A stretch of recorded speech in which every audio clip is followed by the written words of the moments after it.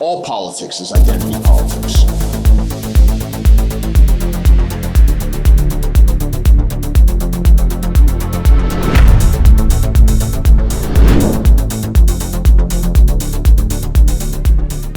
Welcome to Identity Politics, everyone. I'm DeAnna.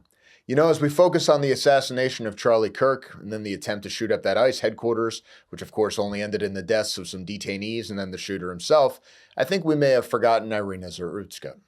But there's more happening in the aftermath of that case. First of all, it's actually become an international incident, with Ukraine's president honoring her at the United Nations. Take a look. We also mourn the Ukrainian woman, Irina Zarutska. She was brutally killed with a knife here in America, the very country where she was seeking refuge from Russia's war. Zelensky's comments came a day after he met with President Trump, who expressed support for Ukraine's efforts and criticized Russia. Now, one might ask why he felt he had to do this. A cynic, like me, might say, look, he knows that the people who are more likely to deny him aid are on the right, on the American right. The people on the American right care about this case, therefore he needs to say something, take care of his own bottom line. But it could also be that the case has become so prominent that he just can't ignore it. Because all around the world, we're seeing tributes to this poor girl. Yet really, it's what happens in North Carolina that matters most. So Vice President J.D. Vance traveled there to speak on the case. Take a look at what he had to say. You referenced the awful death of Irina Zarutska. I'm just curious, have you had the chance to watch that awful video that was released by Katz and what your thoughts are after viewing it? Well, yeah, you know, I've honestly seen a lot of gruesome footage, some involving my friends over the last couple of weeks. But the footage of Irina getting stabbed to death is very hard to watch. And I have not seen the whole video from start to finish. I had to cover my eyes for part of it because it is so gruesome. And maybe I should just stare at it. Maybe all of us should stare at it to know the kind of evil that we're actually confronting, because what happened to her was really, really disgusting. And I think it comes from a deep and dark and evil place that exists, thankfully, in a very few number of people, but those people we ought to lock up in prison so they can't get anybody else. But when I saw that video, you know what really got me as a father? I've got 3 little kids, 2 boys, and my youngest is a baby girl. She's 3 years old. She is the apple of my eye, as you dads will know. Daughters just have an effect on us. They get away with more stuff. They don't they? It's kind of annoying, actually. She gets away with things she should not get away with, that her brothers would never get away with. But I look at this girl who's 22 years old, and I think to myself, you know, I would love for my daughter to have the kind of life where she never has to worry about that. And there's this moment where she looks up at her attacker and she covers her mouth, and you realize what's going through her head. She knows that something very terrible has happened to her. And I hope that she didn't realize it for too long, because that is unimaginable suffering. But if you're a man, I don't care what skin color you are, I don't care whether you're rich or poor, but if you're a man and you see the pleading eyes of a girl looking up for protection, then we have to protect our girls and our women in this country. Now, this may sound familiar. This is not the first time J.D. Vance has said something like this. I think it was the very first episode of this show. We talked about a black mob attack on white people in Cincinnati. This then became a national story. Why? Because J.D. Vance's half-brother is running for mayor, so they had to pay attention to it. And Vance gave the same kind of speech. Really, I think the exact same words. It's about men not wanting to step up. I get so angry because men are sitting around. You're not a real man if you don't step up. Which men?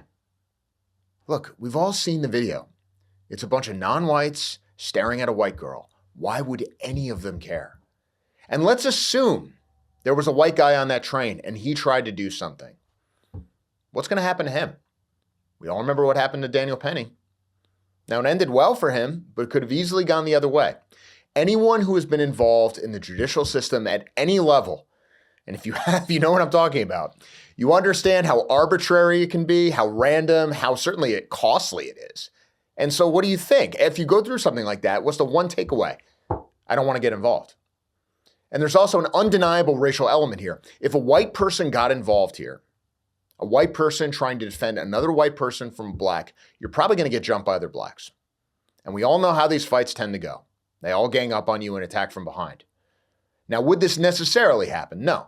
Look, in the Daniel Penny case, it was actually a non-white guy who helped him restrain Jordan Neely. So, I don't want to be irrational here. I'm not just going to make things up. They're all out to kill you. No, it's not quite like that. But it is simply reality that when you're an extreme racial minority in a particular setting, in a situation like that, you have to ask yourself a serious question. Do you want to kick off the mini race war here in this train, in this subway, in this bus, in a city where you're probably going to have a DA and judges who got their position because of the race, and you're going to be judged by jurors of a different race who may be driven by their racial resentment against you? This is in the back of all of our minds. Now, look, despite all that, I think most of us, if we were in that exact situation, if we knew what was going on, and that's a big if, I think most of us, though, would still at least try to intervene in that case, even at the risk to our own bodies, to our own life. But it happened so fast, I don't think it would have made a difference. And that's not even really the point. You would do it, we would do it, even though from a cost-benefit analysis, it's foolish. And even though from a societal point of view, we're not going to get praise for it. At best, you're going to be championed by conservatives after you're acquitted, but you're going to need to go through that first. We would just do it because, frankly, we have a system of values that is not shared by most of the rest of society. And if you actually want to bring that back, that code of, whatever, chivalry, you're going to be called sexist. You're going to be called racist. You're probably going to be called pro-violence because you're going to need to let people do things like carry around handguns if they're going to be confronting people with knives. It's all very well to talk about, I'd kick his ass, whatever, but if you don't have a knife and somebody else does have a knife, it's probably not going to go well for you. I don't care what Krav Maga self-defense seminars you think you took. And all this is fine, but it's a very tall order to set up a society this way. What makes the most sense? Just keep these black schizos in prison forever. But we can't do that. Now, they are trying to do some things right now. So North Carolina Senate voted 28-8 for what they called Irene's Law. And I quote the Carolina Journal here. What does this law do? It tightens pretrial conditions for the release of violent offenders, eliminates cashless bail, establishes a new protocol for ordering mental health evaluations in the criminal justice system, and sets a firmer timeline for appeal in death penalty cases. North Carolina has the death penalty. They haven't executed anybody since 2006. It's a complete farce. The bill also creates a new category of violent offenses requiring GPS monitoring, house arrest, or secured bond by those accused, crucially important, and adds committing a capital felony on public transportation to the list of aggravating factors that can make a defendant eligible for the death penalty. Republican leaders say the changes are designed to ensure violent and repeat offenders remain off the streets while holding magistrates more accountable for release decisions. Now, that last thing is going to be the crucial thing. If we are serious about doing what needs to be done to save the country, you're going to have to do what El Salvador did. You're going to have to break the power of the judiciary. I know people don't like to hear that, but I think the very idea of an independent judiciary that can simply assert law was probably the biggest mistake of the framers, assuming that's what they even meant, and I don't think they did. Judges have to be held accountable for their decisions. According to a poll from the Carolina Journal, more than 73% of those surveyed said judges who release people to commit violent crimes such as murder should be held accountable. Fewer than 20% disagreed. The people are with us on this one. Now, the Senate passed it 28-8. The House in North Carolina also passed it 81-31, which means it's going to Governor Josh Stein, who is a Democrat, who I bet doesn't want to deal with this. But by those margins, even if he vetoes, it could be overridden. He wants to deal with that even less. Now, why is this guy in office to begin with? If you've got these comical majorities voting for this stuff, why do you have this guy in the governor's mansion who may not vote for it? He won by like 14 points or something, even though Trump won the state. Why is he even there? Well, because the Republicans decided to run for governor, this insane black guy, who somehow managed to combine crackpot religious views with making racially insensitive comments on a pornography forum, because clearly that's what you should do. And look, I'm not going after the guy's religious views, but, and this is anecdotal, but you're just going to have to go with me here. I worked in the conservative movement for like 15 years, guys. And I'm just telling you, the overcompensation thing is real. Whenever you see this kind of thing, especially among minorities, it always seems like something is wrong, and you're going to find out something awful a few years later. This happens over and over and over again. But more importantly, Republicans, especially in the South, keep putting up these uninspiring black candidates, and then they get trounced in states that they should win. You had what? Herschel Walker in Georgia, Daniel Cameron in Kentucky. He managed to lose in Kentucky. Here in Virginia, you have this black woman, Winsome Earl Sears, who's behind in like every poll right now. So much for, oh, we're going to turn Virginia back into a red state. That doesn't look like it's going to happen. And again, why are these people being nominated? It's very hard to conclude that they're not doing this just because they want to be told, we are not racist. We nominated a black person, therefore we are good people. And what's the result? They just get crushed in areas where they shouldn't because the blacks don't vote for them anyway. And then downstream, you have to deal with things that might actually matter. Like this thing in North Carolina. You run the table in the legislature, but you may still not get anything done because you blew it in the race that matters most. We'll see. But there's another bill, didn't pass, but there's another bill that I think is in many ways more interesting because if things continue as they are in this country, demographically, someday it will pass. And that tells us everything about where we're heading. So let's talk about State Senator Mutjaba Mohammed.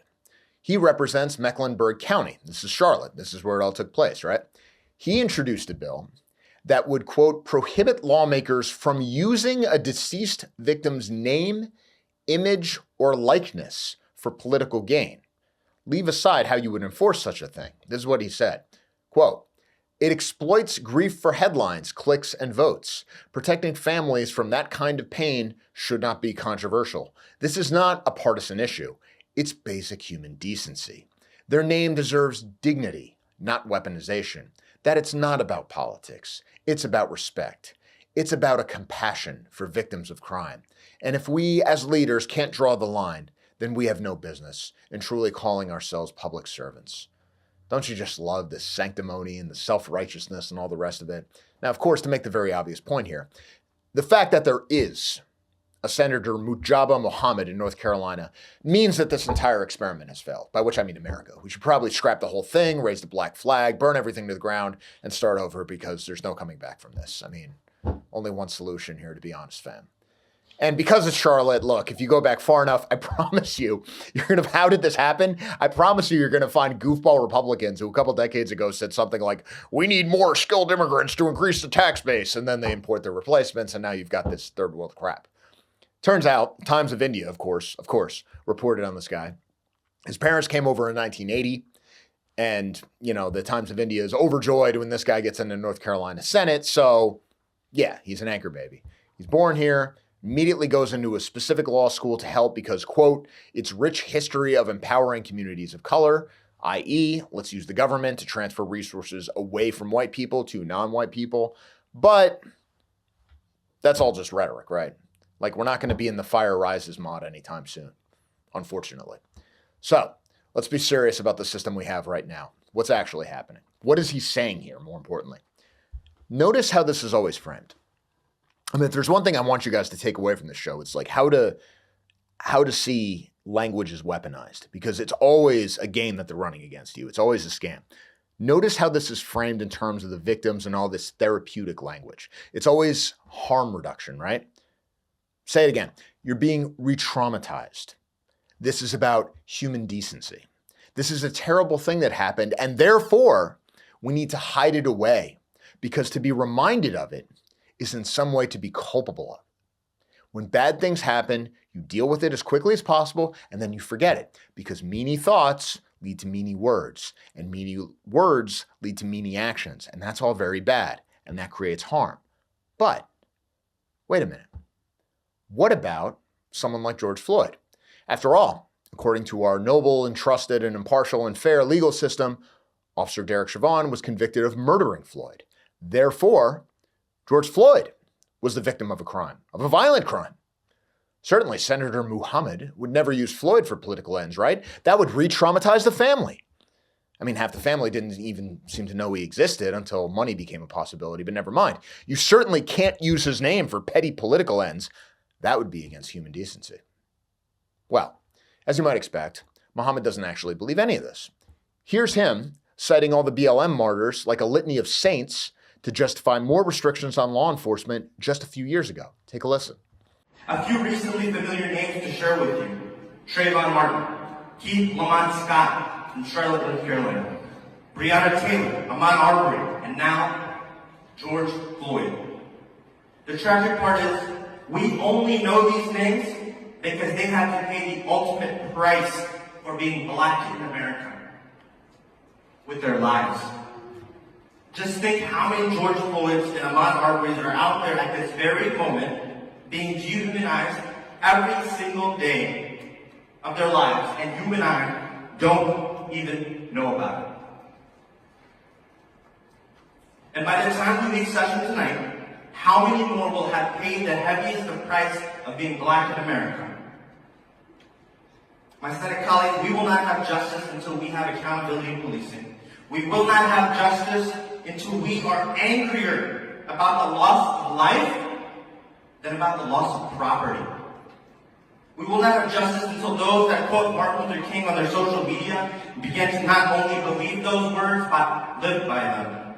And we will certainly not have justice until we fill those empty words of all men are created equal and inspire a new generation of Americans to ensure that we have a country that works for all of us and treats everyone equally under the law. Mr. President, I ask that we adjourn today in the memory of George Floyd. Thank you. Now, 2020, he became part of the task force for racial equity. Alarm should be going off in your head right now, in criminal justice, appointed by the governor, Democratic governor, and he was very eager to use George Floyd's death for political ends. This is him. We're making progress, he said. We're making slow progress. I wish it would be at a faster rate and much more robust and bold because, like you saw in the case of George Floyd, like you've seen cases of Breonna Taylor, like you've seen cases with Andrew Brown Jr., real lives are at stake, and that's critical. Sounds to me like he's citing the names of victims for political ends, doesn't it? It's all right there. We know he doesn't believe any of this because this is how he built his career. This is how he built his reputation. This is from a local news article in 2021. He said this, and again, it's because people took to the streets, and they took to the streets because they saw videos, because these cases were personalized by stuff happened. This is the exact quote. It's because of their protests. It's because of their outcries. It's because of the tears they shed. It's because of their frustration, their anger, and their participation in our democratic process that not only in states like North Carolina, we're beginning to see some sort of progress in the justice system, but we're beginning to see progress in a number of states, and I'm hopeful for that, unquote. That was the exact quote. Now, if you bring up a white victim of crime, now it's indecent. Actually, if you want to use a victim's death to promote a political cause, really, you're the problem. You violated basic human decency. You're not a heckin' good person. No Reddit gold for you. And I think this is both a racial thing and a political thing. It's simply understood that if a black person dies, even in circumstances that were a little, ambiguous, it's expected that you're going to use this person to mobilize for a political cause. The families are usually on board with this, not least because there's a huge opportunity for profit. It's the ghetto lottery, right? If a black person is hurt by a white person, or law enforcement, which is portrayed as a white-controlled system, it becomes an attack on all black people. And Black Lives Matter when, and only when, they can be used to transfer resources from whites to blacks. I mean, think of the extraordinary libel that Senator Mohammed here, this anger baby, makes. These people were all killed for being black in America. That's what he said. They paid the cost for being black in America. That's why they were killed. There was no other reason. A state senator saying that, representing a place like Charlotte. Not that the ghettos are paying attention to political rhetoric, but this is the same message you're going to get from academia, from popular entertainment, from media. So him telling these people, you are being hunted down and killed simply because you are black. How exactly do you expect black people to respond? Democrats in Congress voted for a bill just a few years ago saying bringing up the Great Replacement is akin to incitement to violence. If it is, what do you call that? And think of the reaction when white people die. When white people die, in contrast, it must be a strictly private tragedy. It certainly does not speak to all white people, though you wonder, even in the schizo brain, DeCarlos Brown Jr., you wonder if he was thinking about the racial grievances he's been fed his entire life when he plunged that knife down. But we've had enough of these cases in recent years, right?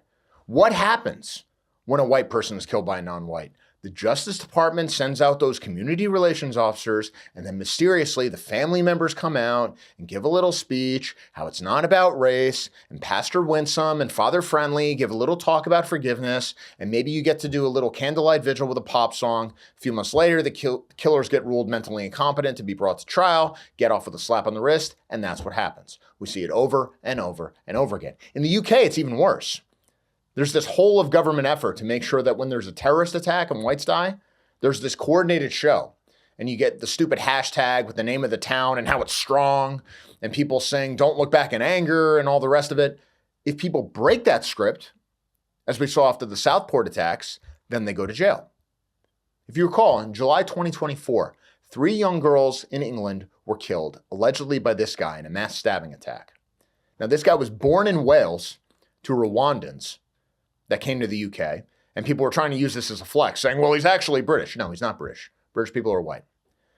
And there was far more pushback from the government against the civil disorder that erupted in the aftermath of this attack than against the attack itself. Actually, just recently, the Prince and Princess of Wales visited this community to talk about how the victims will never be forgotten, the community is so strong, the community is so united, and they aren't divided by, and this is the quote, the incident.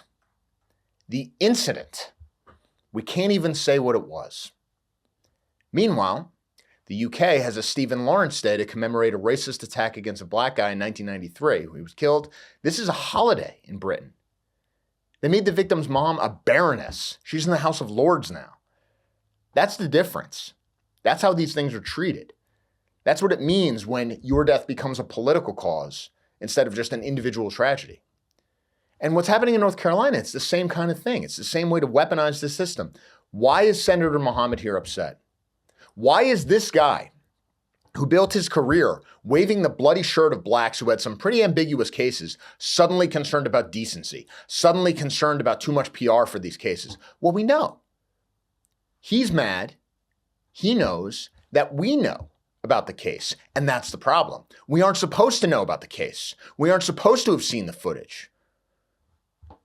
Going back to, God, I don't know, dating myself here, but in, 9/11, them screaming at us immediately after the attacks, do not watch the footage of the bodies falling. Censor that immediately. They only want you worked up about certain things.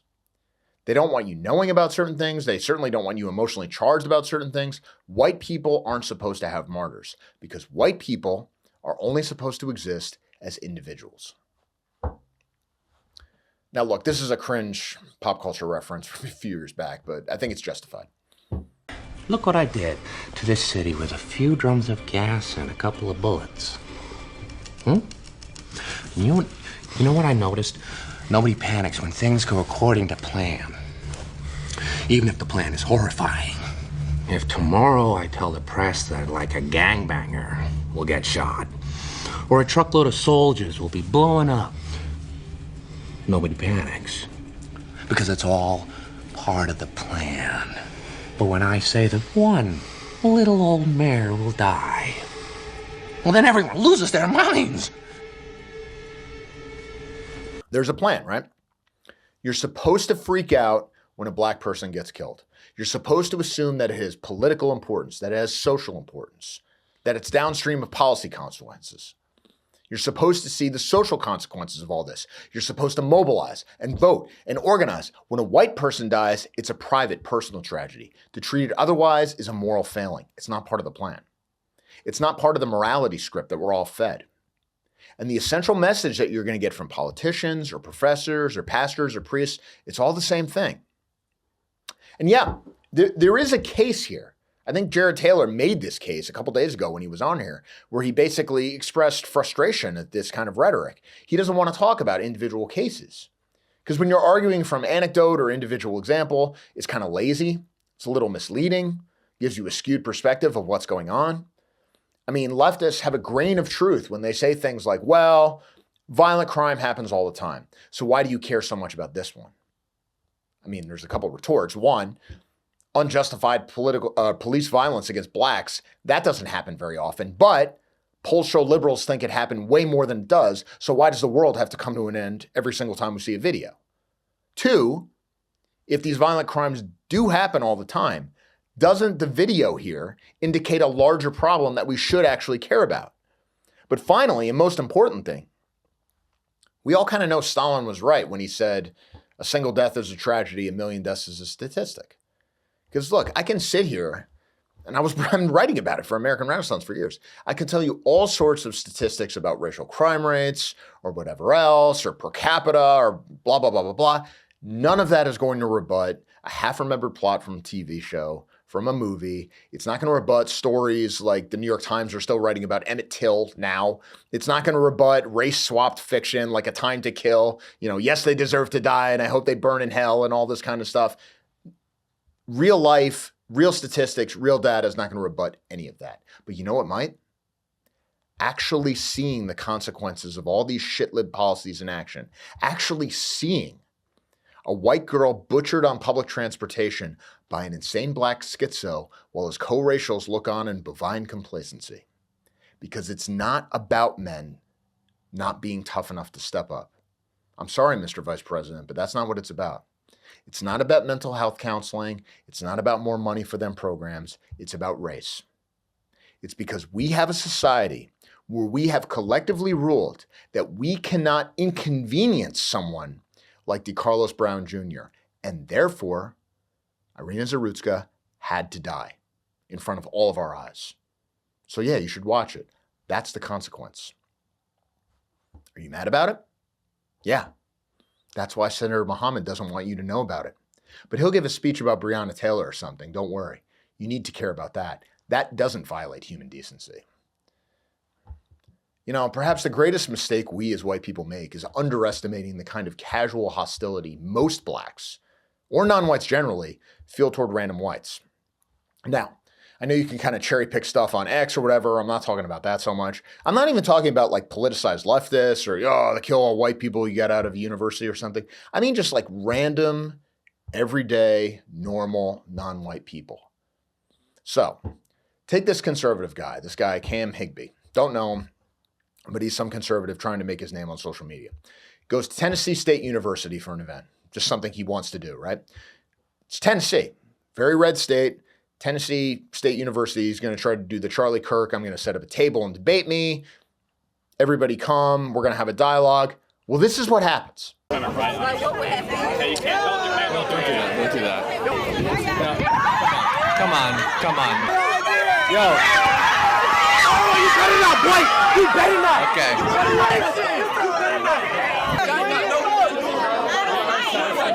Bring the sign back.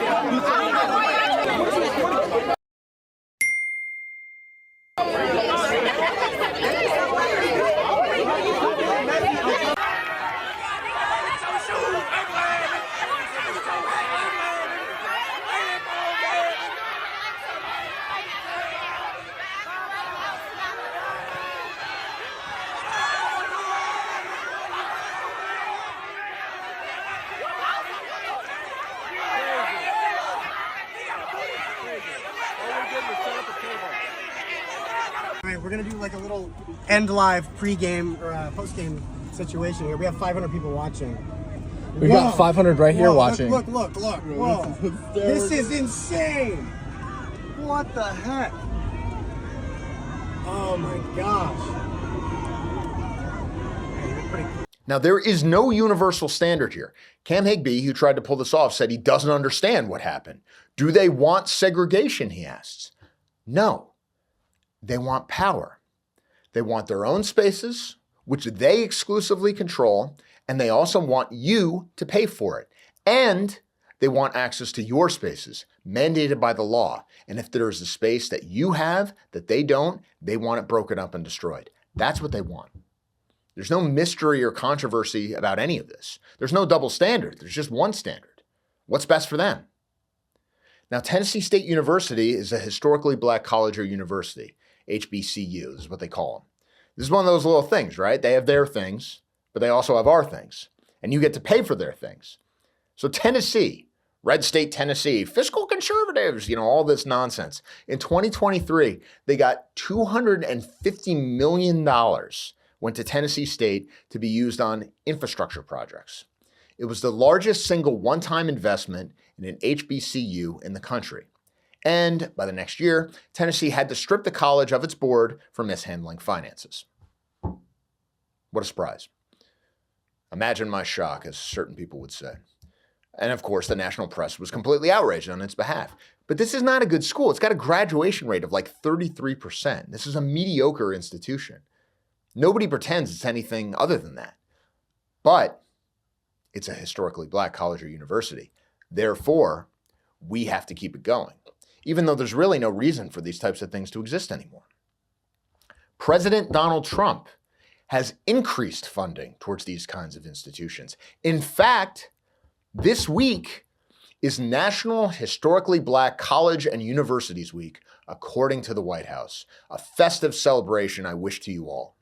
In President Trump's first term, he increased funding by about $255 million to these institutions. This is your money.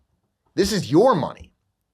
In fact, by cutting grants that went to other groups, the Trump administration actually just increased funding again to HBCUs by another $500 million taxpayer dollars. And the reason they had those cuts that allowed them to free up this money, they said that was justified because supposedly these grants were going to institutions that have a certain minority enrollment, and that's unconstitutional. But apparently it's not unconstitutional to give hundreds of millions of dollars to specifically black schools. Just cause. And what do you get out of all that? What do you get after bribing these people with hundreds of millions of your dollars? Here's your thanks. This is what you get. What do you get at Tennessee State? And the press, especially the black press, can barely contain its glee at the way these guys were treated. So here's the Atlanta Black Star. The audacity. MAGA maniacs crashed Tennessee HBCU campus to push hate and got shut down fast. They talk about it like in terms of religious blasphemy. The Kansas City Star. Tennessee State University swiftly reacts to MAGA intruders. Another paper out of Tennessee. Tennessee State University group with MAGA hats, inflammatory signs removed from HBCU. Best of all, the school itself issued a statement saying it wouldn't tolerate attempts to, quote, undermine the safety of the institution. And it's investigating how these individuals gained access. Gained access. This is a public university. This is something being paid for by you. They have a problem with you gaining access. Because it's black. And because it's black, and because President Trump apparently has insane political advisors, this is a school that's getting money from the federal government, from the Trump administration, from you. You're not getting that. These guys are. This is what you get in response. You want to talk about the plan? Think about the presumption here. It is simply taken for granted that there is a common black community response, that challenging their collective opinion is a provocation, that this alone justifies physical removal, that blacks are to some extent justified in using force to physically remove opponents. And this just a short time after Charlie Kirk was gunned down in front of the entire country. You don't get those rights. You don't get to respond to provocation. What do I mean? Let's say you're Roman Catholic. You believe in the real presence and the host, right? If somebody barges in and desecrates a sanctified host, you don't get to physically remove them. They might call it a provocation, but you don't get to beat them up. In fact, the media is going to call it civil rights activism against oppression. That's the kind of thing the group ACT UP used to do, and they're remembered as civil rights heroes and effective activists by the New York Times. Are you a Southerner? Do you not like it when someone topples a monument to your ancestors and heroes, burns the flag they fought for, maybe even engage some little casual grave desecration of the type that's already happened to General A.P. Hill? Too bad. You got to put up with it. In fact, your monuments are going to be seized by the state.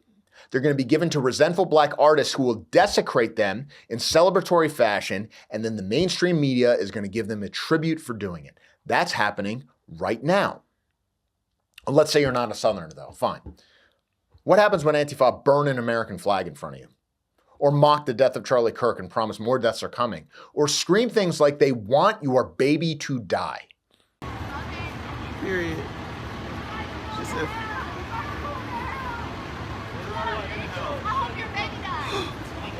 Oh my God, that was...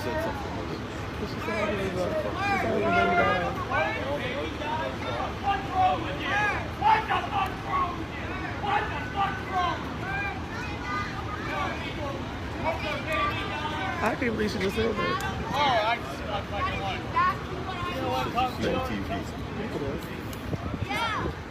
can't believe she just said that to that girl. Oh, she right here still.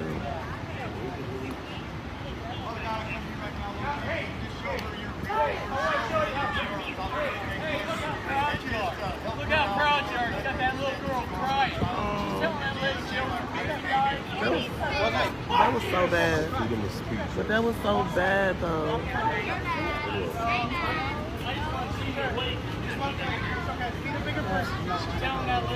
That was so bad. That little girl's crying. Look at that girl crying. All right. They don't want to see you go. Are those provocations? No. You have no honor to be offended. You are not part of the aristocracy. You aren't part of a people that has collective rights. You are not allowed to have power. And even the people who are supposedly on your side are uncomfortable about using the little smidgen of power that they actually have. Instead, it's let's appeal to common decency. Let's appeal to shared morality. Let's appeal to policing our language. Let's appeal to a spirit of togetherness. Oh, the other side doesn't want to do any of those things? Well, I guess that's it. There's nothing we can do. Look, we're at a crossroads here, people. And if the right is serious, and that's a big if, and there are plenty of signs already that it's not, what we face is something like political trench warfare. You have these huge established fortifications, if I can be forgiven that metaphor. You have these monolithic concentrations of political power built upon race, especially with blacks. And we see that supposedly right-wing politicians, including President Donald Trump, who the media can't go 5 minutes without calling a white nationalist, he can't think of anything other than what to do with them but give them millions of your dollars. We will not get any. They will get millions. That's your right-wing opposition. That's your white nationalists in office. And if you try to talk to these people, if you try to debate them, this is a provocation. And they're justified in tossing you out. They are dependent on you, but they still feel like they can dictate terms to you. And guess what? As long as they have a greater feeling of racial and group solidarity, they are right. They do get to dictate terms to you. They are able to demand more money and resources and get it from the people who you think are your leaders. And in a larger sense, in a political sense, they can say that your mere existence constitutes a kind of provocation. Think of how outraged people are if you say something like, there's a white country. The things that you want to do politically or even socially are a provocation. And obviously, this has a huge impact on the wave of leftist terrorism that we're seeing right now and what happened at that ICE headquarters yesterday. Consider what a former FBI agent said about it just yesterday. Terrorism falls into really three categories. It's either religiously motivated, ideologically motivated, or in this case, politically motivated. And the politically motivated ones, it doesn't happen in a vacuum. It happens because conditions have been set that people start acting out against. What are the conditions? So, distrust in institutions. That's been building for quite some time. Attacks on institutions, the wealth gap, oppressive policies, at least this is what people perceive. And then the militarization of ICE and other federal law enforcement, the wearing of the mask, aggressive tactics. So the people who are starting to act out against this feel it's their only recourse. Again, this is predictable. We see this happening throughout our history and in other places as well. So, we can tone down the rhetoric, and that's the right message. But you also have to start looking at what policies you've implemented, what tactics you're using, because if you tone down the rhetoric, but you leave those other pieces in place, nothing's going to change. So I wonder, though, this is the shooting and killing of Charlie Kirk was about 2 weeks ago. And then right before that, again, a month before that, was the shooting and killing of kids and others at a church, school church. Then you have the healthcare CEO a year before that. By the way, the judge dismissed the terrorism law charges here in New York. So that kind of is something we could discuss. But it feels like it's getting more frequent. Tensions are certainly very high. How do you stop the next person from doing this? Or what are you doing right now if you are law enforcement and you're trying to make sure that this is the end of this sort of politically motivated violence? Well, the first thing is you take the underlying drivers away, like we talked about. First of all... Or how do you spot it? Who are you looking at right now? The trouble with domestic terrorism is it's different. You cannot go after people just because of their First Amendment protected rights. You can't go after them for their speech because they're gathering in protests or anything else. There are no designated groups, despite some of the recent assertions of the administration.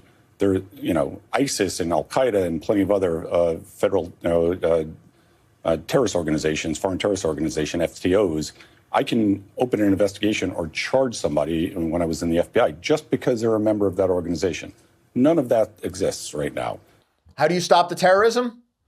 You take the ideological drivers away. Simple. You give them what they want.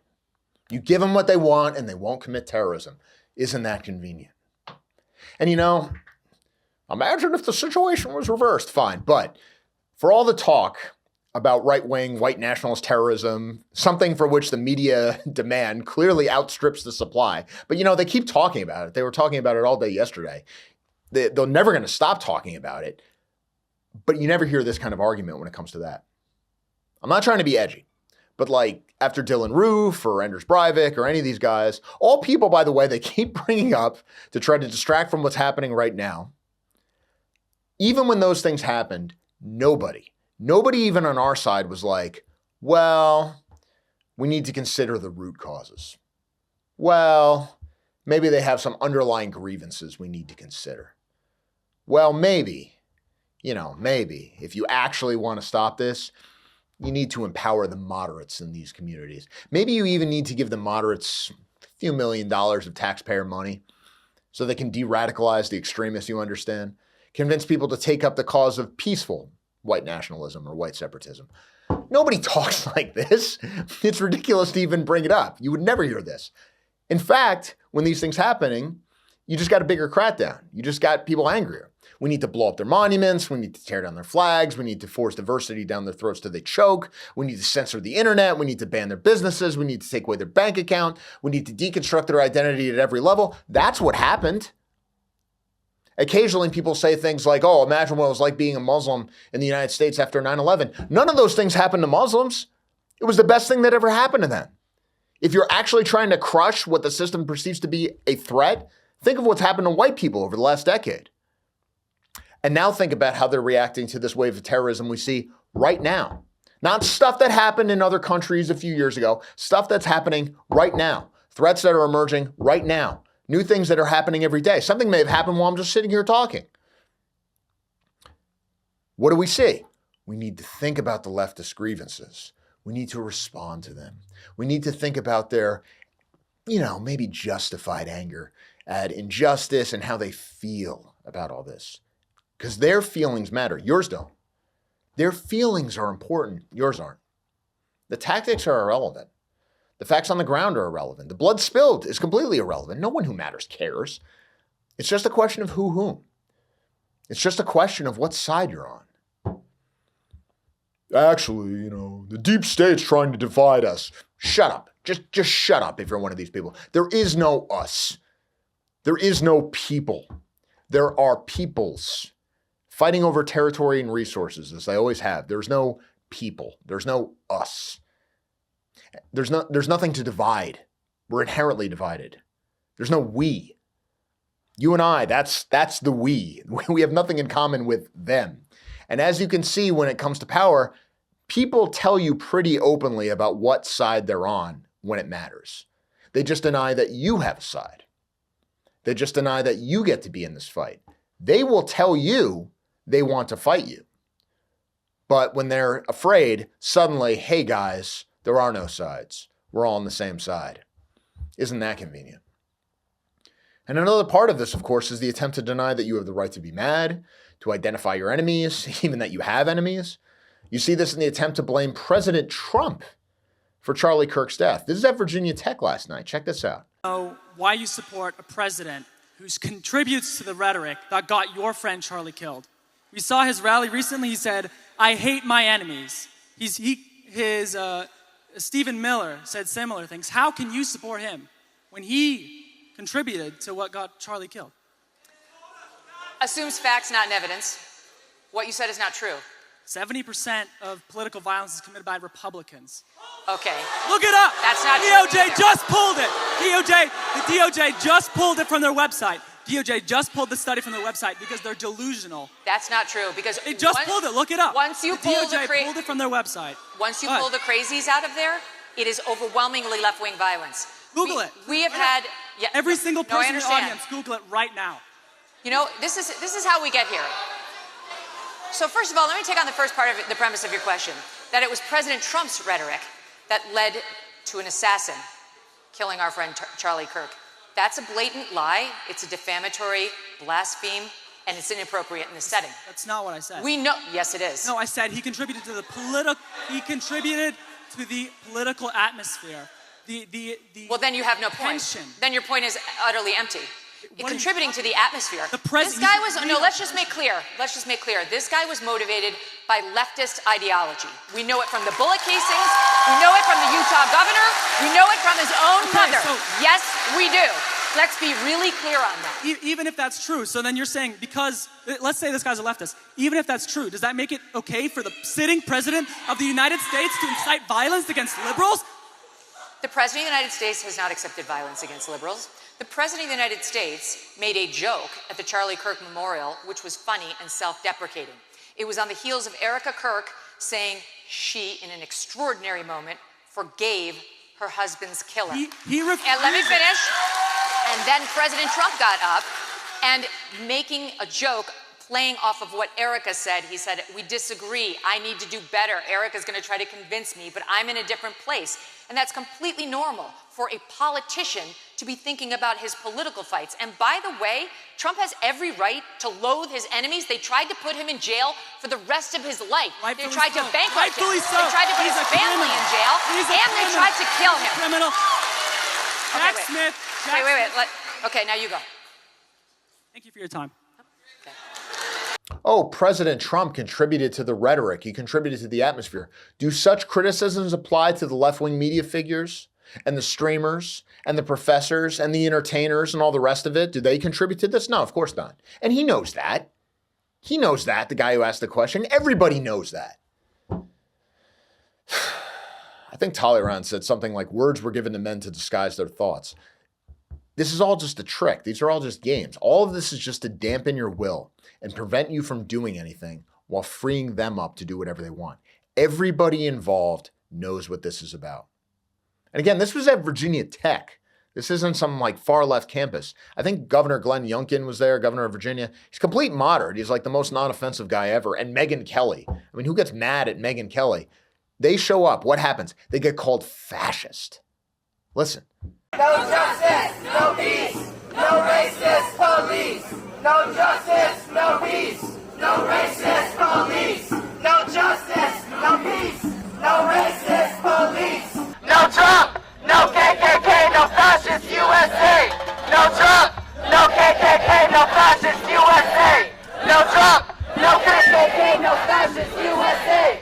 We say pro-choice. They say no choice. We say pro-choice. They say no choice. We say pro-choice. They say no choice. We say pro-choice. We won't get no peace. If we don't get no justice, then they won't get no peace. Whose school? Our school. Whose school? Our school. After now repeated acts of left-wing terrorism, the left is not backing down. They are emboldened.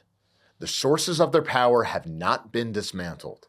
The financial networks have not been dismantled, not the violent activists, not the groups, certainly not the anti-white racial blocs that are propped up, ironically, by money confiscated from you at gunpoint.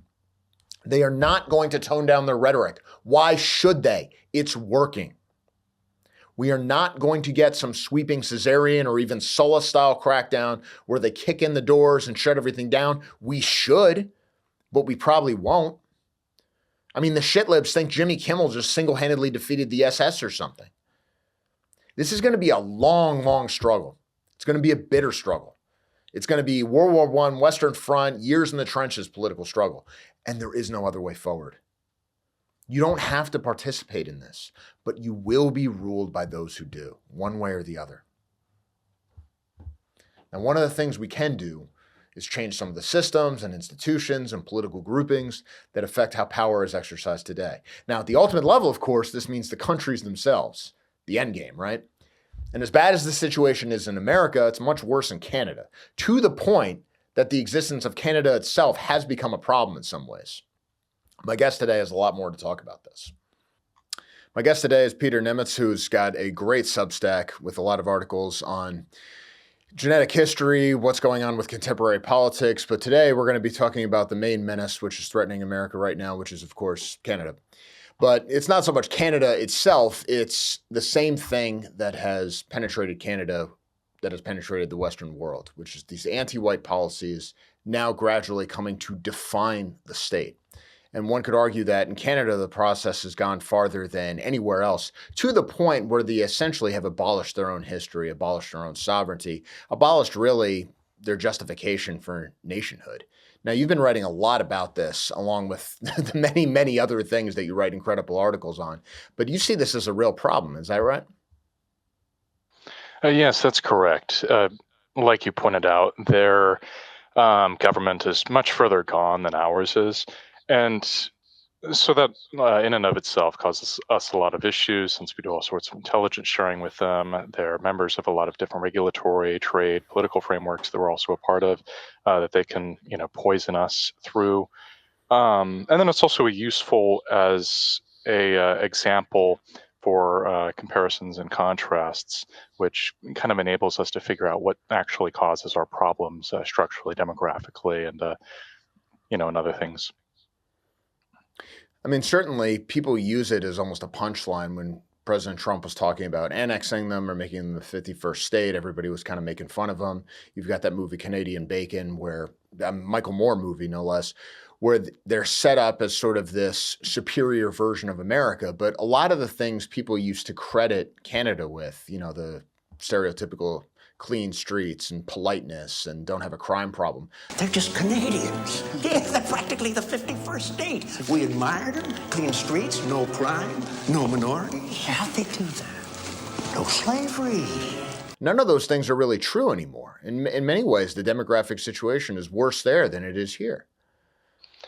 In some ways, yes. In other ways, no. Like their obesity rate is lower. Their life expectancy is higher.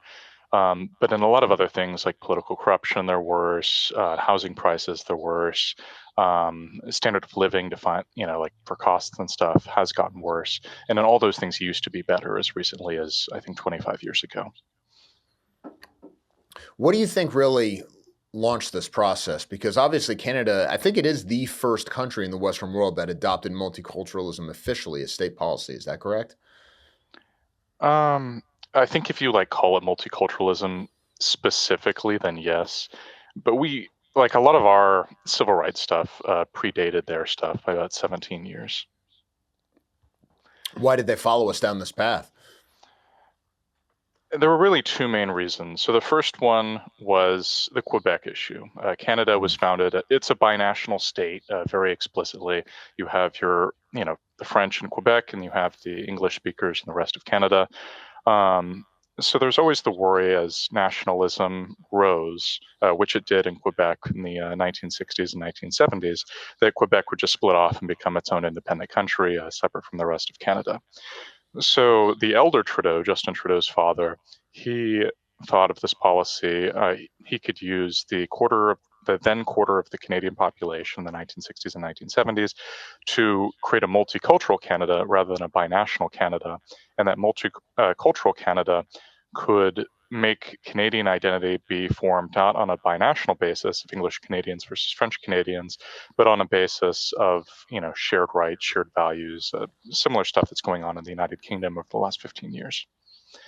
The other reason is, so there's that policy. The other thing, too, is the 1982 Constitution, which was really Canada's equivalent of our Bill of Rights, our civil rights movement, our Marbury versus Madison, like all in a single year.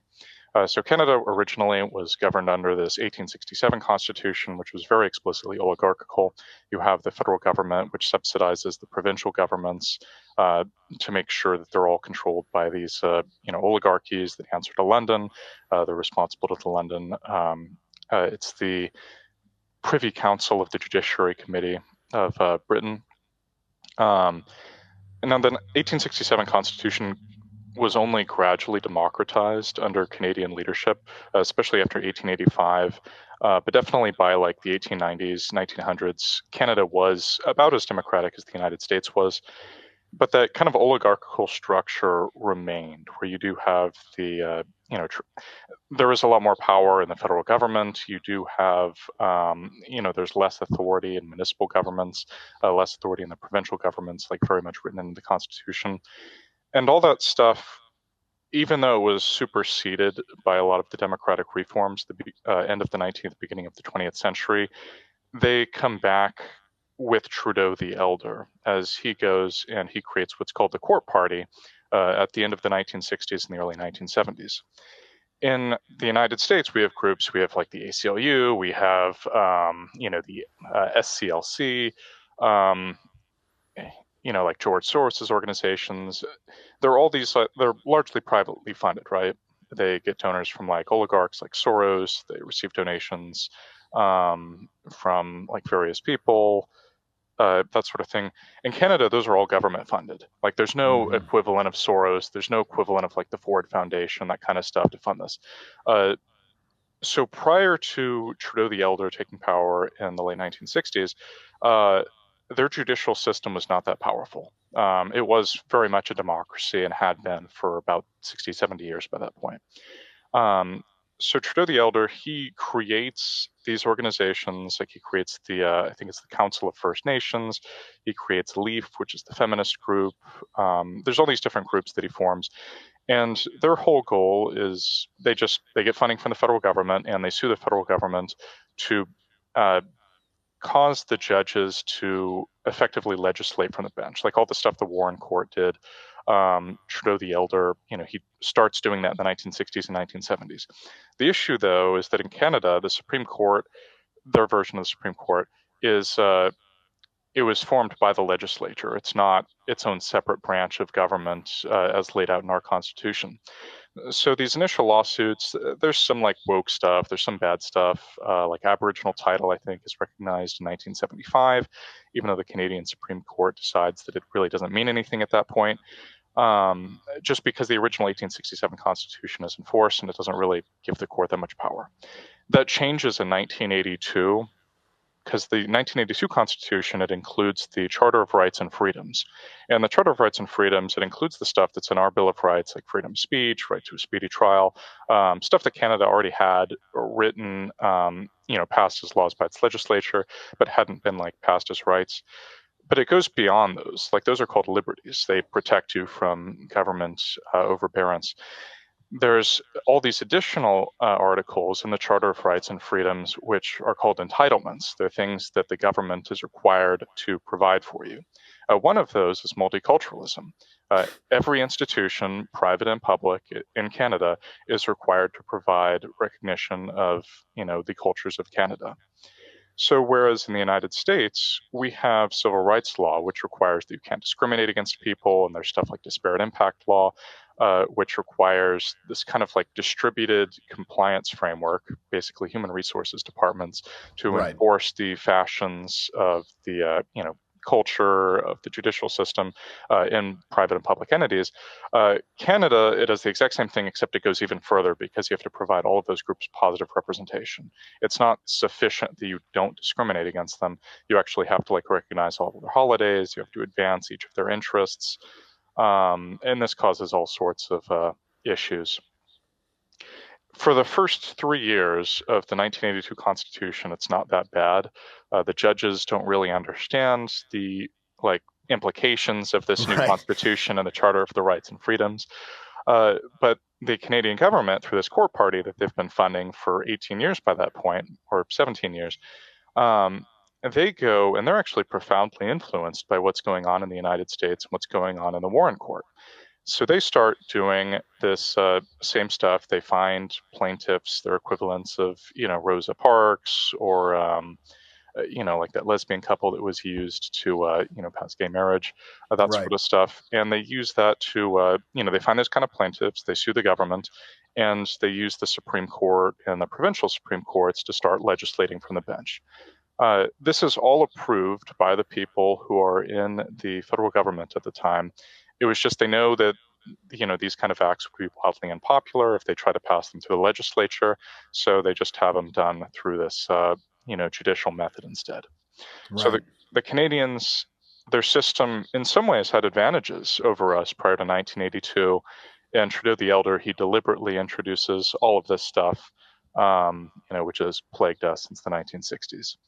So their 1960s and 1970s, they don't see that same collapse in trust in government that we do. All of their collapse in the trust of government happens after 1985, once all the Supreme Court starts effectively legislating from the bench. It's really remarkable. If you look at the Canadian system before very recently, I mean, there's, particularly from like a neo-reactionary point of view, there's a lot to admire because their whole tradition was loyalism, authority, tradition.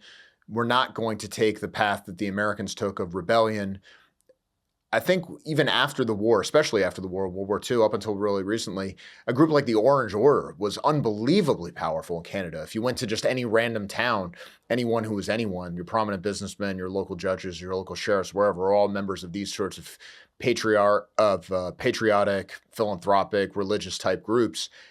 And within the span of like a decade, you see the entire national tradition deconstructed to the point that if you tell people about certain things in Canadian history, like how militarily formidable they were, how fierce they were known as warriors in World War I and World War II, where they were essentially seen as basically the toughest soldiers in the Anglosphere for a very long time, how big their fleet was in World War II, how eager they were to get involved in all these conflicts, people look at you like you're crazy. I mean, the entire national identity has not just been unmade, but in many ways reversed. Yes, and that's where that legacy of that oligarchical 1867 constitution and the earlier provincial and colonial oligarchies really is a serious vulnerability. In Canada, there was no equivalent of like in the United States, for instance, the Supreme Court and all the courts, they start ordering integrated busing, they start imposing like gay marriage, all this other stuff. We had a tradition of local, of democratic self-government where people would push back on that stuff. They would reject the decisions made by the judiciary. They understood that the, people in power didn't always necessarily have their interests in mind. So we had to organize, we had to form, we had to participate in elections, we had to form civil groups. In Canada, they really didn't have that. There was just kind of the assumption that the government would take care of everything. So when it betrayed them in the late 1960s, to the present, they didn't have any kind of tradition of resistance the way that we did. Yeah, Ricardo Duchesne was on the show yesterday, and he was talking about, obviously, Canada, and he was talking about how there hasn't been the kind of resistance or the kind of pushback throughout the country generally, even to the level that you see in the United States or even in Europe, where you have these sort of populist parties that are gaining ground continuously, challenging for power, potentially could take over some national governments. In Canadian politics, there's just nothing. Part of that, too, is just due to their constitutional structure. They're, it's a parliamentary structure, so the executive and legislative branches are fused. And in practice, that makes it so that the, individual legislators are really not that powerful. It's really the boss of the party controls everything. So you can't there's no maverick politicians or anything. Right. It's you can have maverick parties. You have the Greens, you have the People's Party, you have the National Democratic Party. who have all sorts of weird positions. Like the head of the NDP in Quebec, for instance, he's a Rwandan genocide revisionist, which good. you don't really see much of that anywhere. So yeah, there's maverick parties, there's not maverick individuals. You only really see weirdness when there's coalition governments, I think, in Canadian politics. Other than that, it's very predictable in a lot of ways. I do want to push back, though. I do think there's really two movements that push back on, there are populists in some ways that still believe in popular sovereignty. There are the Westerners, the Albertans and the Saskatchewanians, and then there's the Quebecois. Like both of those groups, they do advocate for popular sovereignty. They do see sovereignty being based in the people, very much like we do here in the United States. And they're very skeptical of a lot of the decisions that have been made by the Canadian court system and this kind of court party centered in Ottawa. Well, that gives us a good way to talk about some of the things you've been hammering away at. The position, if we adopt the position that Canada, as structured nationally, probably can't save itself, then why should Americans care? First of all, what kind of a threat could this possibly pose to us? The country is the ways it's developing. But secondly, what can we do about it, particularly when there are some regions that obviously don't really gain anything from this structure and probably don't want to be a part of it anymore? For your first question, the reason we should care about it is Canadians are Americans, I think, at least the English-speaking ones of European heritage. Canada, at the time of our War of Independence, was, I think, like 85% Quebecois, overwhelmingly French. The people in Nova Scotia, they did try to join the United States. The English-speaking population of Quebec, I think something like 4% of them ended up joining the Patriots during our doomed invasions in 1775, beginning of 1776. And the people who settled Canada, who gave it its English-speaking majority in the 1780s and 1790s, they were actually mostly of American background. People who were born in people who were born in America, or who were, descended from people born in America, were comprised a majority of the English-speaking population, I think, into the 1840s, and they played a very major role in kind of the English politics in Canada all the way until really the 1850s and 1860s, when the American Civil War and the tariffs passed by the Republican-dominated governments following the Civil War really kind of broke the old ties that tied the English-speaking populations of Canada and the United States together. So I cannot think of them. There are, long-lost brothers. We should bring them back into the fold. Their pathologies are our pathologies. Their virtues are our virtues in a lot of ways. A lot of our great American actors, scientists, and stuff, they're of Canadian background. So by all means, welcome them back into the fold. And then two, the other aspect is that we are ever since 1940, and the realization that there was going to have to be a lot of coordination between English-speaking peoples against the Axis powers. Canada has become fairly politically and economically integrated into the United States, so a lot of their issues do bleed into ours. Like for instance, like one particular, so we do a lot of trade with them, for instance, like I think about 75% of Canada's trade is with the United States. And they actually have a law, the Investment Canada Act, as well as a couple other laws like the Bank Act, that deliberately restrict U.S. investment into Canada. They make it so that if you want to invest more than $500 million in Canada, you have to receive approval from their public safety minister, who currently is a ex-member of the Tamil Tigers and worked with the Tamil Tigers. So this guy, what they do is they actually require that these American companies, they need to make contributions to certain political causes. They need to take stances on certain acts. So they, use the ability to invest in Canada, to trade with Canada, to, utilize Canada's natural resources as leverage to, change how these companies act in the United States. There's other stuff too, like they're members of Five Eyes, our intelligence sharing, right? Framework. So infamously from 2021 until early this year, the FBI was utilizing CSIS to get around its due process requirements.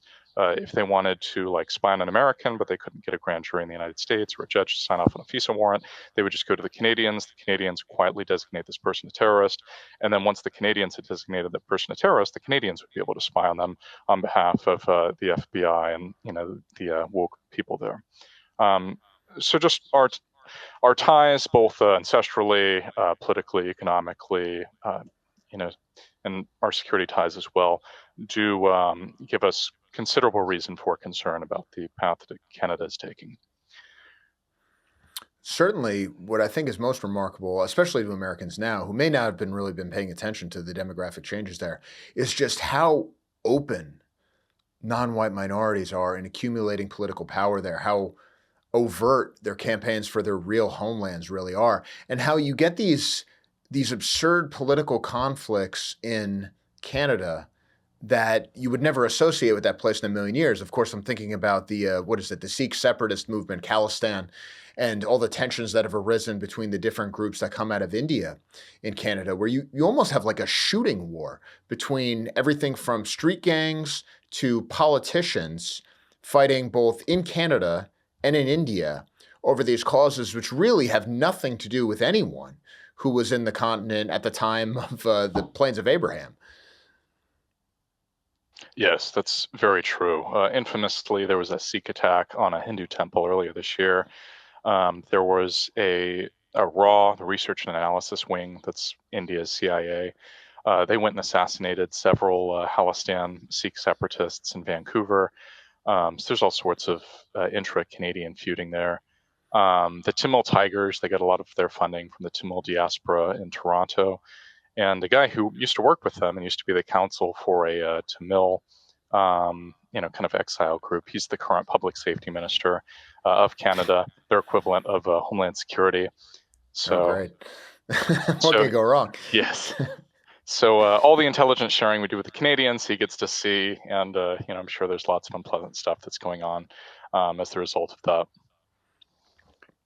I guess the question becomes, well, there are two. One, President Trump, in a particularly ham-handed way, but he did say it, starts making this noise about, we're gonna make Canada the 51st state. We're gonna do all these things, and in response, it's a lot of older white Canadians who take up the elbows up movement and start talking about how we're gonna boycott the Americans, we're gonna embrace Canadian pride and everything else. Now, it's easy to criticize because you say, where is this kind of spirit when it comes to opposing, say, the Indian takeover of your entire country? But we all just kind of know that people don't work this way. And this is something more obvious. It's safe to rebel against President Trump in some ways. But clearly, there are a lot of Canadians who don't like the idea of being part of the U.S. and, in fact, define their identity as being anti-American. But at the same time, when you look at a place like Alberta, when you look at a place like Quebec, certainly, there are a lot of people who just don't want to be part of this experiment anymore. So is that something we can actually do something about? Or is that something that's just going to develop on its own and America can use to its advantage? I think it's both to an extent. There is Alberta is by far the most American province in Quebec, or in Canada, I'm sorry. At the time that it became a province, I believe about a fifth of the population was born in the United States. The current premier, her great-grandfather, premier is their version of governor, her great-grandfather was born in Oklahoma. I think the opposition leader currently for the NDP in Alberta spent like a good chunk of her life in Massachusetts. And just because of the oil industry, there is a lot of migration back and forth. There's like people who worked in the oil fields in Texas who go up to Alberta, vice versa. And just even going back like 100, 120 years, the whole cowboy culture, even like the weird kind of Christian form of leftism that they had in the prairies, all that stuff was very heavily American influenced rather than influenced by what was going on in Ottawa or in Ontario or Quebec or British Columbia or whatever. So there are a lot of cultural ties, demographic ties. We could push for there to be greater political ties. The main leverage point that we have over Alberta with the Canadians, though, is financial.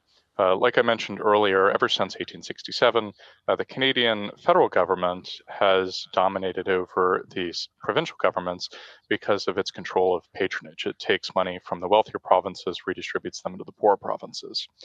So right now, there are two, occasionally three provinces which have money taken from them and are redistributed to the other provinces. So it's Alberta, which is the major one, which has about $20 billion extracted from it. And it's sent to the east, mostly to Quebec, which I believe gets about $16 billion out of the $20 billion. So the Albertans, they really dislike that because I think that's something like, about a seventh of their budget is taken from them and given to these other provinces. So there has been, since the 1970s and Trudeau's kind of expansion of these provincial equalization payments is what they're called, there has been like a movement for Alberta just to declare independence. Saskatchewan flirts with that sometimes too. 1995, Saskatchewan, that's the province just east of Alberta, which subsidizes the other provinces, just not to the same extent that Alberta does. They also considered declaring independence, and they actually had plans to declare independence in 1995, had the Quebec sovereignty referendum passed. So we do have leverage over the Western provinces. We could do a lot to boost the organizations by sending organizers over there. We could set up propaganda campaigns.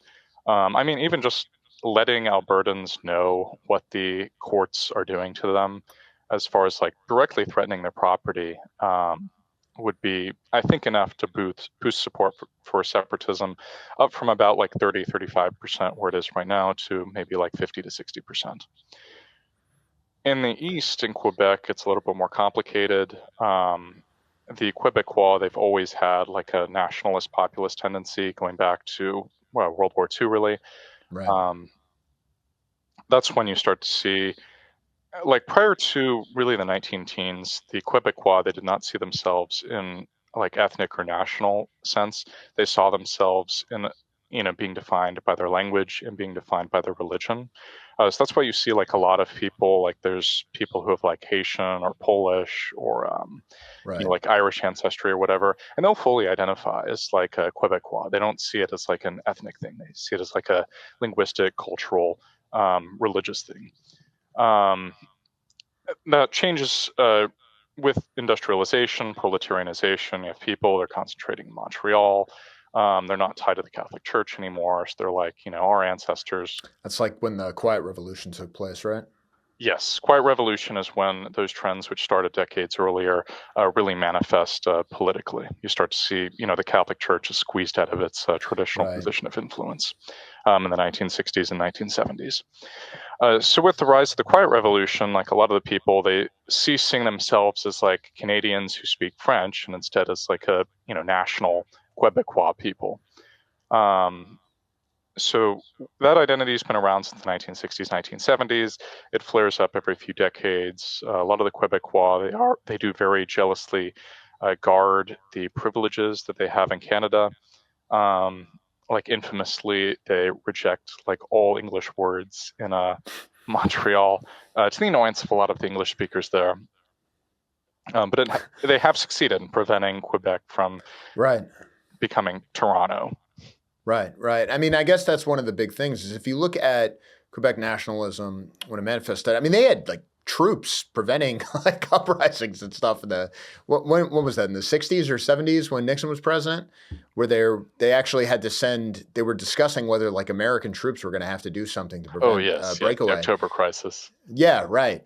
And it was a left-wing movement, but now when I look at Quebec, and correct me if I'm wrong, it does seem to be taking a much more right-wing, quasi-nationalist direction compared to the movements of the past. And I think a lot of it is in response to the leftward drift of national Canada, where if they say, well, nationally, Canada is doing this, so we're going to go the other way because that's what makes us who we are.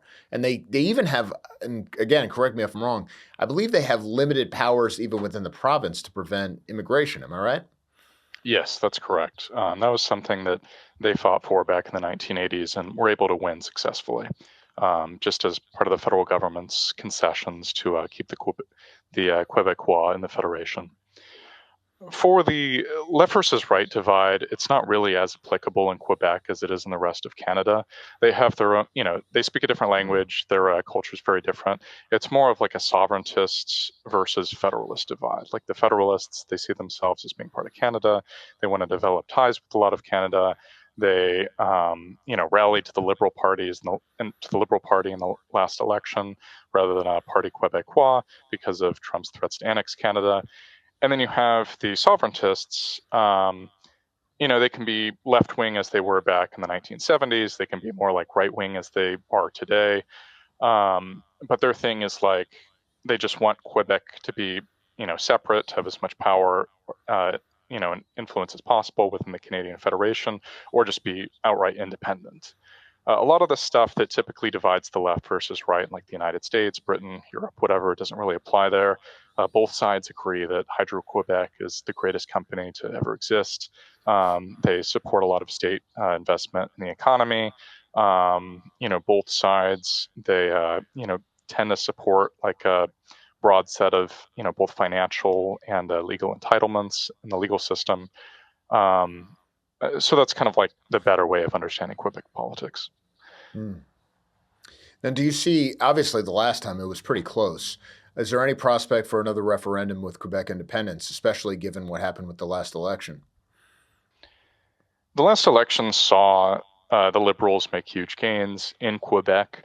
That's the main reason why the Liberals won, actually. If it hadn't been for that swing in Quebec, then, Pierre Poilievre would be the current prime minister. That's a pretty big defeat, right, for those who were trying to get more autonomy. It is in some ways and not in others. Right now, so Quebec, the Canadian Constitution has what's called the notwithstanding clause in it. And it was basically made so that the Québécois didn't split off immediately back in the 1980s. The notwithstanding clause says that in a lot of circumstances, the provinces can just invoke the clause and they could ignore what the federal government decides. So the Québécois, one of the things they've been doing, going back to the Quiet Revolution, they've been extremely skeptical. I mean, that's an understatement. They outright reject public involvement of religion in the public. So you can't wear like a cross, for instance, if you're a if you're a provincial bureaucrat. You can't wear it if you're a school teacher, policeman, whatever. Religion is supposed to be completely private. So with immigration, you have people, from like the Muslim parts of Africa. You have people from India. Thereabouts. They've been migrating to Montreal. They want to show public displays of their faith by wearing a turban if they're a Sikh, hijab if they're a Muslim, a cross if they're a Congolese or whatever. And this conflicts with Quebec's laissez-faire laws. So the Canadian government, it's very heavily influenced by the Indians. It very much wants to act in their interests. It's legally required to by the multiculturalism clause of the Constitution. So it's actually asked the Canadian Supreme Court to overrule the notwithstanding clause of the 1982 Constitution, at least as it applies to, the Quebec laissez-faire laws.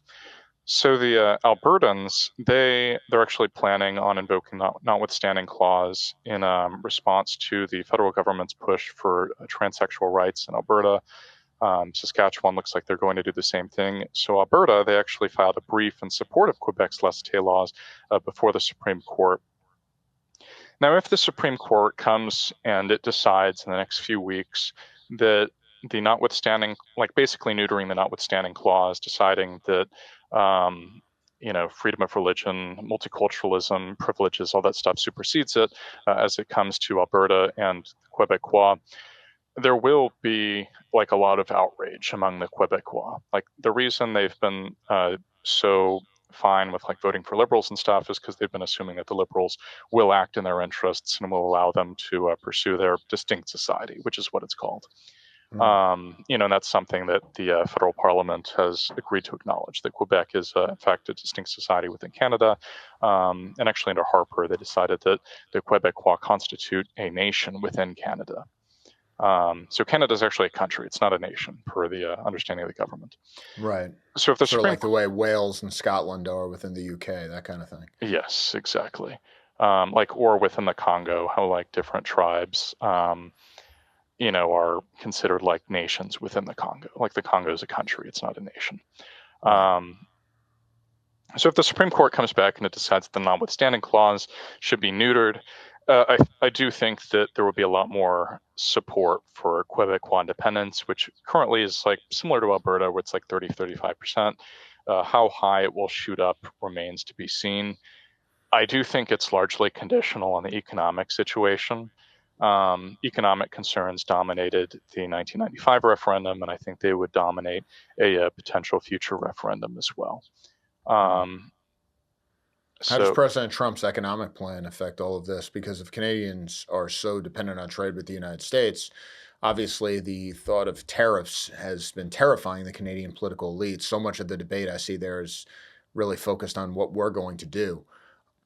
I mean, if President Trump puts up more economic barriers between us and Canada, wouldn't that encourage Quebec to say, well, we don't want to be any part of this, we need to go our own way? Yes, it would. And the Albertans think along similar lines. The issue is in the United States, like the Trump administration has not set up like a specific structure to engage with the provincial leadership within Canada. There is people do meet, like people from the State Department and the Trump administration, they do meet with like the Albertan premier, the Quebec premier sometimes, but there's no one that's actually like laying out plans, setting out structures for Legault in Quebec and for Smith in Alberta, being like, if you guys declare like this level of sovereignty, we'll give you guys like this level of waivers on tariffs, that sort of thing. So there's a lot that needs to be done on our end to give them an opening to split off from Canada. And I think we should, do that. Yeah. I mean, obviously a more coherent tariff policy in general would be welcome from the Trump administration. But I mean, this is a separate issue, but it's never clear whether this is the bedrock of our economic program or just something that can be used in negotiations and therefore up for grabs at any given time. But there's something deeper going on, I think, in Canada, and you see it happening everywhere. Like every Western country has its own original sin, right? For Germany, it's the Holocaust. For America, it's slavery. For the UK, it's the empire. And for Canada, it has to be these First Nations. And now they seem to have put the First Nations at the center almost of their constitutional order and national identity. And they've done this even though what I guess you might consider to be one of the founding myths of this, so the idea of essentially a Holocaust or a genocide that occurred at these residential schools, supposedly all throughout Canada, didn't actually happen, or at least they haven't been able to find the bodies. What's been going on with that? And I guess the bigger question, why are they doing this? What does anyone have to gain from it? So this goes back to the core party that we discussed earlier. So Trudeau the Elder, Justin's father, in the late 1960s, he created an organization that was supposed to coordinate all the interests of the different Amerindian groups in Canada. So this group, blanking on the name of it, it's changed names like 3 times. But prior to this, the tribes were all very demoralized. They were very impoverished. They had very little influence in either provincial or federal government. And in the 1960s and 1970s, this newly federally funded kind of like Amerindian group did start to organize like some Amerindian unrest out in the West, particularly in British Columbia, to a lesser extent Quebec. But it's still fairly powerless because under the 1867 Constitution, there's nothing that provides for the Amerindians to have that much influence or power. That changes under the 1982 Constitution. The Amerindian groups, they strongly objected to the 1982 Constitution, since all it did was just kind of recognize them. It didn't give them any like veto powers or like acknowledge any of the crimes done against them. The Supreme Court, however, did a number of decisions from 1985 until 1990, which recognized Aboriginal title in Canada.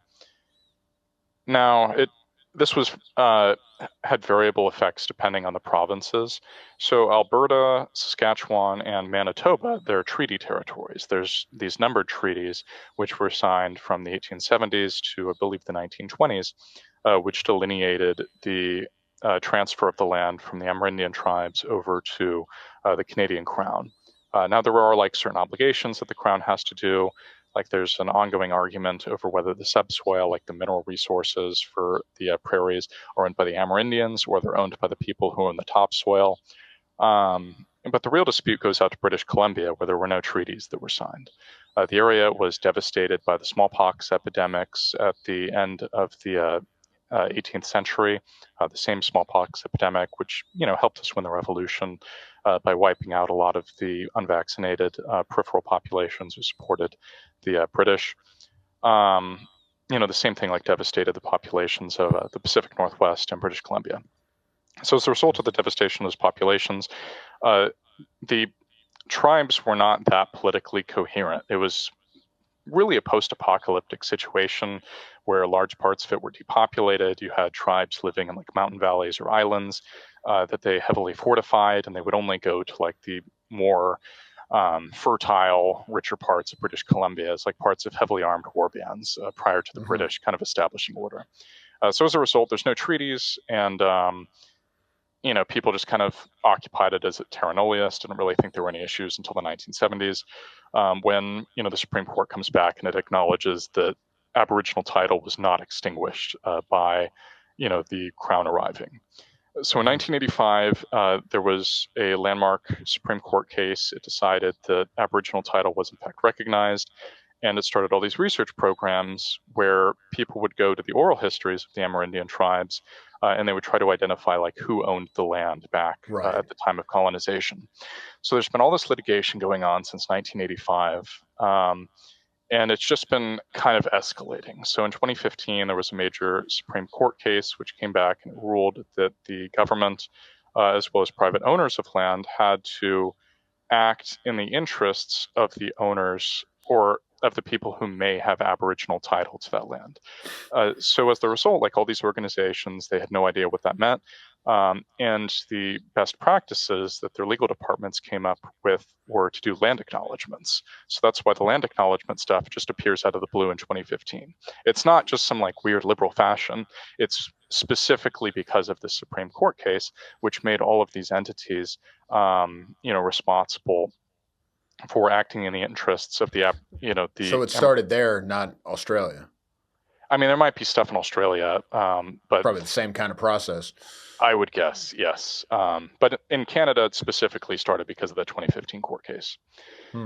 Now, what happened a month ago was the Supreme Court went even further, and it decided that and this is the Supreme Court of British Columbia, not Canada, decided that all property in British Columbia has not just public property, but also private property, has Aboriginal title attached to it. Oh my God. So if you're a private property owner in like Vancouver, and you've like spent $1 million buying this nice condo,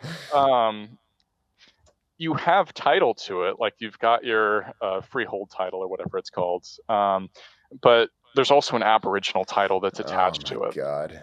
And that was done, by the. It was a group funded by the British Columbia government itself. So it was the British Columbia taxpayers. They were paying this group, which also received some federal funding. Of course. And, they sue the government basically to take away the land from their own voters and give it to these Aboriginal tribes. So this offers an interesting implication that since British Columbia is by part of the British Columbia Supreme Court, like owned by the Aborigines, we can just buy it from them. Yeah, why not? I mean, this is also the implication if you take this far enough, and eventually they will, because these sorts of things only seem to go in one direction. I mean, they're essentially saying that the very existence of Canada itself is illegitimate, because wouldn't whatever random Aboriginal tribe that owns each piece get to decide who gets to stay and who gets to go? In theory, yes. I mean, there's some interesting implications, though, because like in the court case a month ago, One of the oral histories that was cited involved like one tribe successfully defeating another tribe in war and like, massacring a lot of their people, and was like, okay, we actually own this part of Vancouver by right of conquest. Now, obviously, you can't like have that, right? Like, there's no legal system that would accept that. So the position of the Canadian Liberals and a lot of the courts is the Crown, at least in Canada, it's essentially a custodianship of the Amerindians. Like, it's supposed to act in their best interests, and it obtains its sovereignty through its custodianship of these Amerindians, as well as like some other groups that it's adding in. But they're going to see that as pretty condescending. I mean, even assuming, first of all, that half these Aboriginal groups are actually Aboriginal groups and not, 3/4 white people figuring out that this is the best way to make money, like you see with a lot of these so-called Aboriginals in Australia. It's like some white girl pretending to be like some Aboriginal leader. But assuming that it's legit, big assumption, I mean, why would they go along with this? I mean, why would they accept that the Crown has custodianship with them, other than the fact that they still have to deal with a white majority for now? And also, like, where do the Indians fit into all this? Because clearly I don't think that these Indians who have been swamping Canada in recent years have any patience with any of this if it gets in the way of their own bottom line. Well, a lot of the Indian immigrants, like the former leader Nenshi of the New Democratic Party of Alberta, for instance, is the left-wing opposition leader there. He's been really enthusiastic about expanding, Aboriginal title in Alberta, even though it's treaty land, because it gives his party more power. Like a lot of the Amerindian chiefs, they're appointed; they're not elected by their tribes. And the head of the, the Amerindian, or I think it's like the First Nations Council, whatever the name of it is, your researcher can correct me on it, is actually like, or she's a member of the Liberal Party, and was like chosen to lead that group specifically because of her loyalty to the Liberal Party. So for like a lot of these Indians and like newer immigrants and stuff, they see the Amerindians as like their way of getting power without having to go through the democratic process. Like they can ignore like voters, they can just use this stuff to go past it. And this has been used by like the NDP and the Liberals, the two major left-wing parties in Canada, since the 1990s. Like during the Quebec independence crisis in the early to mid-1990s, the Mohawk actually mobilized to protest against Quebecois independence, arguing that it was actually Mohawk land. It's not like Quebecois land. Right, of course. Because there was no, and this is something that's never been, unlike the British Columbia Supreme Court, the Quebecois, they've been like just totally refused to acknowledge like any of the, Amerindian land stuff. That's how you have to handle it. I mean, you can't let even the slightest precedent get established. Otherwise you end up where the rest of the country is ending up. Yes. I mean, part of it, too, is the Quebecois, their people actually, like a lot of right-wingers, we don't have experience in the court system. We don't have experience in, like, parliaments and stuff. So we don't know how it works. Like, the Quebecois, they do. So they saw correctly that the Mohawk were not acting like, out of genuine organic Mohawk like unrest. It was because the Mohawk were organized by this federally funded group that was, created by the Liberal Party, and its leader was appointed by the Liberal Party, and all this was being directed by the Liberal Party just to mess with the Quebecois. Right. And it's the same stuff in Alberta. It's the same stuff in Manitoba. Like the Amerindian tribes, they, in theory, have all this sovereignty. They, in theory, have all this power. But the reality is they're very disorganized. There's not very many of them. They're very easily controlled by outside interests. And that's what makes them so appealing to the authorities in Ottawa. Right. So as that's well why as they're used. Yes. And they're all on the payroll, I take it, if all these groups are funded by the government in one way or another. Yes, correct. And so that's why it all goes down. I mean, it's from a traditionalist, I guess, neo-reactionary political perspective, it shows the danger of these hierarchical systems because they're very easy to subvert once the rot sets in at the top. As you point out, the American system is, if you were looking at it from a classical right-left definition, is more left-wing than Canada's was because it's more democratic, it's more egalitarian. But it's because of that you're able to resist these sorts of movements, whereas Canada, you're just stuck with it. Yes, exactly. And this is one of the things that we fought the revolution over. Right. Like the Declaration of Independence, Thomas Jefferson, he's complaining about how, the Crown was very sympathetic to the Amerindians. Like there's the whole, proclamation line where we couldn't cross Right, west of right, Appalachia. right. The British were like arming the Amerindians. It wouldn't let us like retaliate against them across the lines. So it's been a very, it's a 250-year-old issue. Yeah, really. This is just a continuation of a very long political military struggle. Yes. The question then becomes, obviously, to talk about race and this sort of a thing may be a little misleading, because if you look at the relevant political divisions, people, the English-speaking Canadians and the Quebecois are not going to be like, we are all white brothers. We all share the same interest. Obviously, that's not necessarily how they're going to look at it. But on the other hand, if you look at how race is used in Canadian politics, and you look at how it's being used to delegitimize really the entire traditional history of the country, it does become important. Do you see any pushback from white Canadians, especially English-speaking Canadians, against what has to be perceived as their collective dispossession? I mean, at least some of them have to be asking themselves, why is it that these Indian groups who had no power and weren't even really considered part of the country even a generation ago, now suddenly we're being told are the only legitimate Canadians? I mean, to the extent, just like the United States, Canada, like we were discussing earlier about the human resources departments and how the Civil Rights Act created that. Here, is the Multiculturalism Act and the 1982 Constitution that created them there. They effectively act the way that like party cadres did in the totalitarian states of, interwar Europe for the fascists and in the communist world, in the Soviet Union and in Red China. It's just rather than being focused on mobilization, they're focused on, enforcing social cohesion. So like you can't rise up that far in the world without constantly reaffirming your loyalty to the principles promoted by like the fashions of the legal system. That's what HR departments do in the United States. That's their purpose. It's the same thing in Canada. So in both countries, you've created like this false consciousness, this, totally fake ideological world that everyone gets lost in, but doesn't actually reflect reality. So to get beyond, it's very difficult for people to get beyond that, for the same reason it's difficult for, fish to understand what land is like.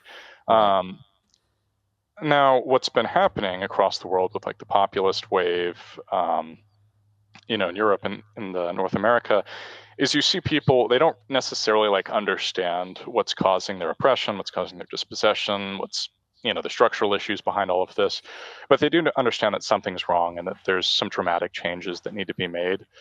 And in Canada, this comes in the form of, Western separatism with the Albertans and the Saskatchewanians, and with Quebec sovereigntism for Quebec. So I think those are the, two best hopes for the Quebec, for, Canada, just to bring an end to the Federation.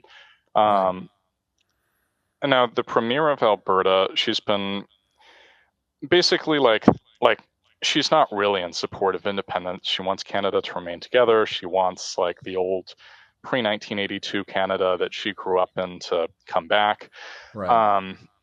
It just can't happen. Like the federal government, if it wanted to, which it doesn't, is not capable of it because the courts would just overrule it.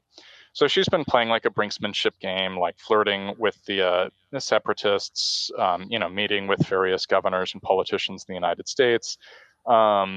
But at the end of the day, like she's got to make the decision, we need to split off. That's the only way that Canada can be reformed, because their constitution is basically impossible to, it would need, you have to have Quebec and Ontario, the two, largest provinces, vote on it. You have to have like a majority of senators vote for like a change to the constitution. And that's just not going to happen because I think like an outright majority of the senators were appointed by Trudeau the Younger. So they're not going to vote to. So that's not going to, they would never get rid of that. Yes, exactly. So the only thing they can do is declare independence. And actually legally, they would be on fairly solid grounds to do so for fairly demented reasons. The Canadian government passed what's called the Clarity Act after the 1995 Quebec referendum failed. And it basically clarified the circumstances under which it would be permissible to leave Canada as a province. And the Supreme Court did its own interpretation of the stuff, and the Supreme Court decided that it wouldn't be legitimate for Quebec to leave the Confederation because the Quebecois were not oppressed and the Canadian government was not an oppressive regime. It said that's only justifiable if you're splitting out the Soviet Union or Red China or whatever. So that's why they were trying to tie, because I think they wanted to be able to recognize the independence of Kosovo, but not recognize separation from Quebec. So they had to come up with some excuse for that. Now in 2019, the Canadian government published I think it was the Missing Indigenous Women and Children report. And in that report, I remember this. Yes. And in the report, it said that the Canadian government was as evil as the Interahamwe in Rwanda, the people who murdered 800,000 Tutsis. It was as bad as the Nazis, bad as the Young Turks who killed the Armenians. Right. And, obviously there's demented government reports coming out all the time. The government approved it. Trudeau was yes, this was I agree with this report, and Canada did commit genocide. So now that they've made that acknowledgement, now that Canada's accepted that it's a genocidal state, the Clarity Act and this Supreme Court decision back in the late 1990s are actually very relevant, because now Quebec and Alberta can truthfully say that Canada is, by its own statements, this whole evil regime, and they're justified in leaving it. God, that would be really fun to do it that way. Use their own stuff to justify breaking away. I guess the question becomes, if you're in support of this program, because if Americans come along and say, hey, we've got a great idea, you should break away from Canada, a lot of times what you're going to get is the opposite of what you want. People are going to push back. They're going to start saying, no, I'm proud Canadians. People in the other provinces are going to go nuts. I mean, obviously, President Trump broaching this idea has not worked to his advantage if the plan was actually to get Canada as opposed to just trolling with people. One might say the same thing about Greenland. So what can one actually do to push this along where you're not going to get a reaction that basically undoes everything that you're trying to do? And do you think that there are Canadians who, I don't know, you've been writing about this for a while, have any people in Canada reached out to you being like, yeah, this is something that we're trying to do, but this is what we need? Yes. So I've talked to a bunch of Canadians over the last 10 months, gotten a lot of great positive feedback and a lot of great negative feedback too. Even the haters are very polite, and I appreciate them. We love our haters, yeah. Yes, I appreciate them for that. So for the first part, you have your dialectic, United States versus Canada. Canada, especially since 1982, has defined itself in contrast to the United States. So if we go and we're we want to annex Canada, Canadians, they rally around the leaf. And, there's this pushback against the United States. There's also dialectics within Canada, though. You have, the French versus the English. You have the West versus the East. You have, the resource extraction industries versus the service industries.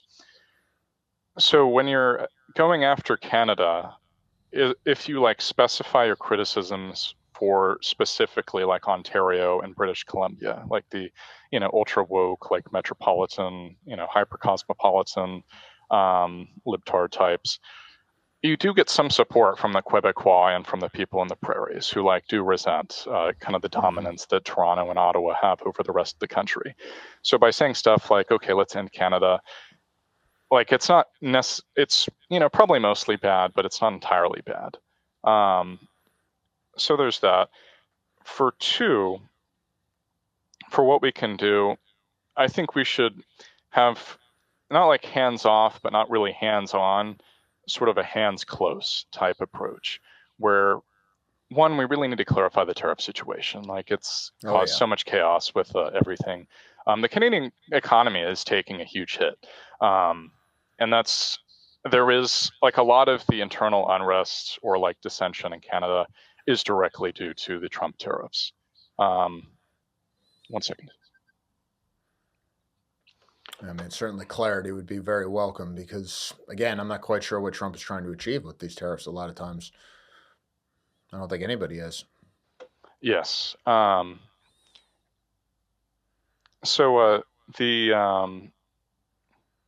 sorry, 1 second. Well, while you're taking care of that, one thing I was going to add is that one thing that you notice with the whole elbows up thing is how quickly it was used to return the liberals to power. But it's not like the liberal government was very popular before the election. I mean, everybody pretty much had concluded that they were going to go down to defeat. And yet, immediately after the election, they come back with this huge majority, but they're still not particularly popular. It's not that anybody likes them. It's not that anybody really wants any of these policies. It's just they had this stereotypical idea of, well, this is the one force that will prevent us from getting literally militarily invaded by President Trump and his commanding legions from the United States. All of the underlying issues that existed before the last federal election are still there. And in many ways, they're still getting worse. Yes, that's very true. And this is another issue which goes back to the Constitution. So our founding fathers, James Madison in particular, he wrote what was called the Commerce Clause. And the Commerce Clause of the Constitution, it basically says the federal government regulates all interstate commerce. We don't have, and now there's some, like California and Texas sometimes like try to use their weight to like influence the regulations of other states. California with its anti-chemical policies. Texas does some stuff with books and publishing. But largely like it's free trade within the United States. Canada, very deliberately in the beginning, did not have that. You had local protectionist measures done within each of the provinces. And even though those have been abolished, the internal provincial regulations require that like a lot of goods and services be re-regulated as they cross provincial barriers. So rather than dealing with a unified market of like 41 million people, like we would assume it should be, you're actually dealing with like internal markets of like 1 million, 5 million, 10 million, that sort of stuff. And that's compounded by, that's actually one of the reasons why each of the Canadian, like almost, I think 8 out of the 10 Canadian provinces do more trade with the United States than they do with Canada, just because it's easier to trade with the United States than it is with the other Canadian provinces. That's remarkable. Yeah, so, another reason for annexation. So Carney, like there's stuff he's tried to do to remove these regulatory barriers within Canada. He hasn't been that successful, though, because there are a lot of powerful, like due to the kind of oligarchical structure laid out in both constitutions, where you have like a handful of ministers centered around the premier in each province. The kind of small size of the Canadian provinces make them very vulnerable to elite capture by major institutions. Like in Ontario, for instance, a lot of the politicians, they're owned by the major grocery store chain there. In Alberta, it tends to be the oil industry. In British Columbia, it's like the ports, stuff like that. So these, like people, they're captured by these interests that have very strong reasons to maintain the regulatory barriers. And the federal government has been largely powerful to stop them, especially because these interests, they've collaborated with a lot of the Amerindian tribes and they use like their veto powers over them. So Canada is just going to keep spiraling. Even if the Trump efforts like, annexation or splitting Quebec and Alberta, I shouldn't even say efforts because I don't think he's done anything other than, talk. Even if they fail, like Canada is going to continue to spiral as long as these tariffs remain. Well, I guess that brings me to my last question. And do you see the breakup of Canada as inevitable? And do you see at least Alberta joining the United States as inevitable? Or is this something that we could do, but we'd have to manage it carefully? If we blow on Canada, it will collapse. All we need to do is just create a very basic structure. It only needs maybe like, 10, 20 people to go out to Quebec and Alberta, and we can bring an end to the Canadian Federation. And that would be in America's best interest because of all the problems that it's caused within itself and that are also spreading here? Yes. And also, too, like I just mentioned, the issue with Canada's internal regulatory barriers, our constitutional framework genuinely is superior to what the Canadians have. By joining us, they would have immediate access to a much larger market. They would immediately benefit from large economies of scale. Their very poor service industries would be replaced by our much more effective service industries. They would be part of a state that, at least we try to believe in popular sovereignty and democracy. Right. Like we haven't just outright rejected it for, custodianship at this point. Right. So I think the question's really not so much would breaking up Canada be good, which the answer is unambiguously yes. It's which parts of Canada do we want and can we take without destabilizing our own situation? And I think for that, it's at this point, it would be just Saskatchewan and Alberta. And then we'll let Quebec go its own way, and General de Gaulle's dream will have been realized many decades later. Because we can just sign a free trade agreement with the Quebec law. They can reap the financial benefits, but keep their own political system. Right. It'll just be an exotic place to go up and practice your French every once in a while. That'll be fine. Yes. Everyone will be happy. I think that's a good place to end it. Now, I got to say, I've been really interested in this idea for a very long time. Where can people find you, and what kind of things do you have coming up on your Substack and anything else that you're working on? Yes, so you guys, I have two Substacks. I have one, it's leaffall, leaffall.substack.com. And the other one is Nimitz, Nemets, .substack.com. The Nimitz Substack is mostly about prehistory. Leaffall is mostly about Canada. Got two articles in the works. One of them is on Canada, and it's on executive federalism, like why their system of provincial governments, is really not that democratic. And on my Nimitz Substack, I have a post that's coming out on the Slavic migrations and the deep history of the Slavic peoples. Well, that'll definitely be of interest to AmRen readers. Well, thank you so much for joining us here today, man. I really appreciate it. Thank you very much for having me on. Hillary Clinton. Now, there's a name we haven't heard in a while, but somehow they dragged her out and put her out on MSNBC for some reason. She gets to lecture us, and here's what she had to say. And I am proud of the fact that we have always been a work in progress. We haven't gotten to the more perfect union, and we fought a civil war over part of it. And people have been protesting, for hundreds of years that, things were not as they should be, given our ideals and how we should be moving toward them. So I think that's what makes us so special as a country.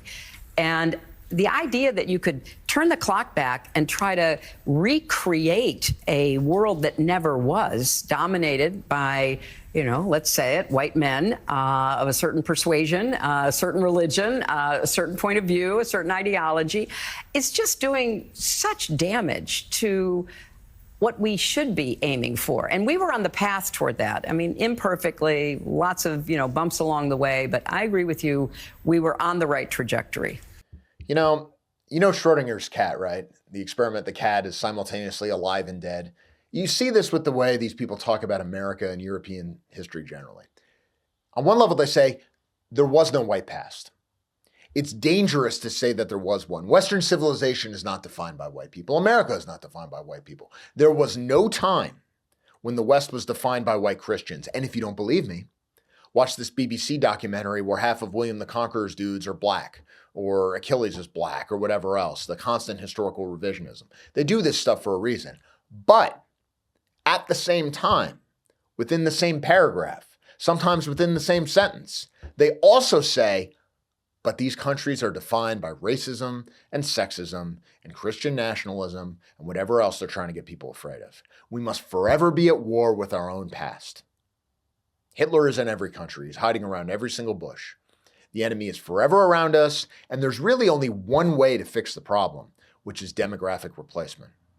A final solution, if you will, to the problem of the white man. Now, what does this little excerpt from Hillary Clinton tell us? First of all, Hillary Clinton was presented to us as a moderate. There were some people who said she lost because she was too moderate. What this should tell you is that when it comes to the issue that actually matters, the issue of race, there is absolutely no difference between moderates and extremists. They share the exact same agenda. They share the exact same friend-enemy distinction. They know exactly what they are doing. The only thing they disagree on are the tactics, about how open they want to be, about what they're trying to do, about how openly they want to lie, about the cause that they value above all things, which is your extinction. There is no difference between the John Brown Gun Club and Hillary Clinton on the issues that actually matter. Second thing, if you think this way, if you say that the problem is always white men, white Christians, whatever, you cannot actually be a patriot. You cannot actually support America or any European country if you don't support the actually existing American past. That's what the country was. And if you say, well, I love my country, but actually I hate all of its heroes and I hate its history and I think its triumphs were actually bad things, and what I really want to do is reinvent the entire thing and fundamentally change it and turn it into something different, well, then you don't actually love it. You imagine going to your wife and saying, I love you, but I don't like the way you look, and I don't like your personality, and I don't like the way you dress, and I don't like the way you talk, and I don't like your body, and I'm going to change all of these things. And then at the end of it, I can tell you, I love you. But don't worry, I love you all along. Nobody believes this. If somebody tells you that they love America, but they hate everything about its past, there are only two possibilities. One, like Hillary Clinton, they are a traitor. Or two, somebody like Keith Ellison, they're not American at all. And they're just foreign interlopers, and they shouldn't even be here. And the third thing about this seemingly throwaway comment from Hillary Clinton, they do understand the real issue. They understand what defines right v left. And yes, those are meaningful terms. They understand what really separates the two sides right now. It's demographics. It's race. What is the right? The right is that grouping of white Europeans and often traditional Christians. That is who we are. Because if you do not have that, you do not have a right. And how do you defeat it? You demographically displace these people. It is a racial struggle. It is a cultural struggle. It is an ethnic struggle. It is a question of us v. them. It is not a question of policy. And when it comes down to it, even a supposed policy wonk like Hillary Clinton, who supposedly loves nothing better than to read policy briefings all day, even she knows what it's really about in the end. And she's not shy about telling you. She just told you. Now, does Donald Trump get this? Does J.D. Vance get this? Who knows? Who cares? There's nothing we can do about it. The question is, do we get it? Or do we have to keep going on these stupid tangents and crazy sideshows and conspiracies other than admitting the simple truth? We get nothing that we want unless we maintain a white majority in North America and throughout Europe. We get nothing that we want unless we have a state of our own. Our enemies get this, and I think they understand the politics and the stakes better than the right. So why don't we? See you next time.